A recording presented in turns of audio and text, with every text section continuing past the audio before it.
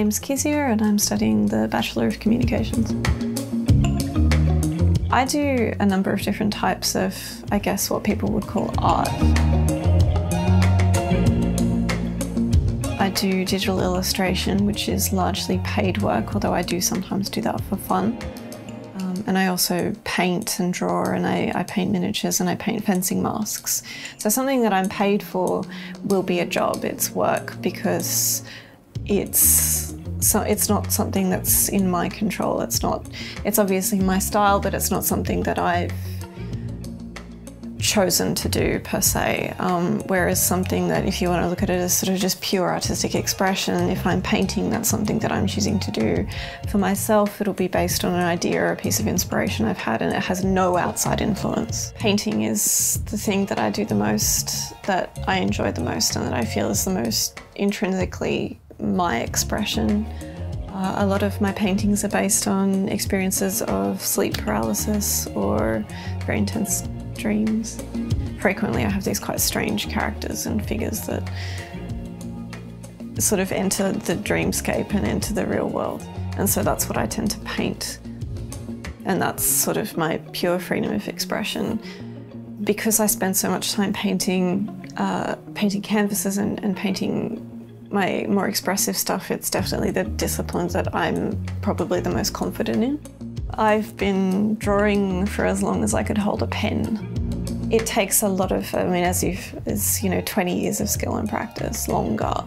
But people don't value it, so they don't want to pay you for it. So, and there's also that sort of thing of, this is your art, you love it, you should care so much that you should just do it for free. And you tend to internalize that. You tend to go, yeah, no, it's by the time you're actually trying to enter the workforce, there's so much external pressure to devalue what you do that you do accept people paying you nothing or really outrageous requests for very little money. But I found as I've gotten older, I no longer feel guilty, I no longer feel bad, I don't feel like I'm missing out on opportunities by saying, no, you have to pay me. So I started fencing in 2016.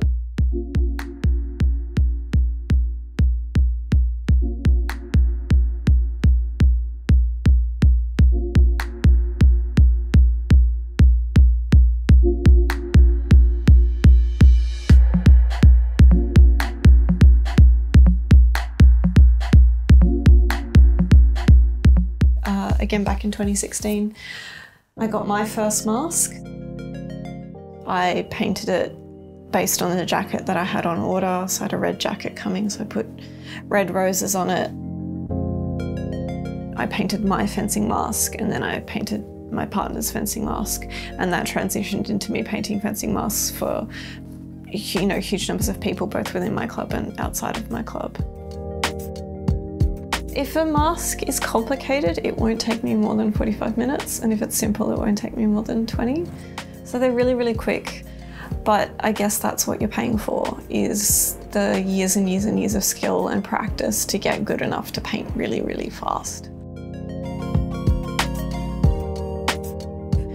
The historical European martial arts community is amazing. It's full of really fantastic people.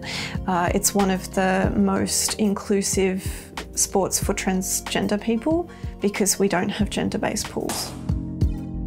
We'll have women's longsword, medium longsword and open longsword. And if you are a transgender woman, you can enter all three. If you are a cisgender woman, you can enter all three. The only restriction we have in women's longsword is that you must identify as a woman or a non-binary person, or so on and so forth. So it's really great in that way, in that it has a really strong community of people who are determined for it to stay inclusive.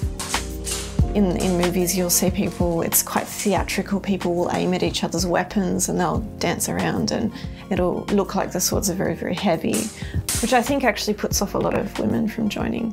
One of the coolest, I guess, most rewarding things that happens when I go to medieval fairs is how often I'll get little girls coming up to me who are really excited to see what we're doing, and they want to hold my sword, and I have a really cool photo of me and this one little girl at a medieval fair, and she looks so excited. And just getting to say to them, look, because there's not a lot of women in the sport, I guess, and a lot of, I guess, even just female presenting people in historical fencing.